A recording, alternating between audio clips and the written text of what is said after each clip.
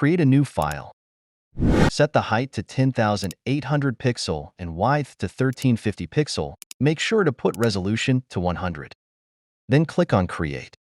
Now go to View section, search for the new grid layout, click on it. In the new grid layout, set the column number 10 and gutter to 0, then OK. Now the grids are made, search for Slice tool and choose it. After choosing Slice tool, click on Slice from Grids. Now we have 10 places to put images. Now choose the images that you want to create, just drag and drop them, set I will do it in hurry, and we will move on next step, that is final and important step, to upload the images and export them. As you can see, I have set all the images, now it's time to export them. Click on File, look for Export, click on it, now save for web. To watch the full preview, simply click on Ctrl+0.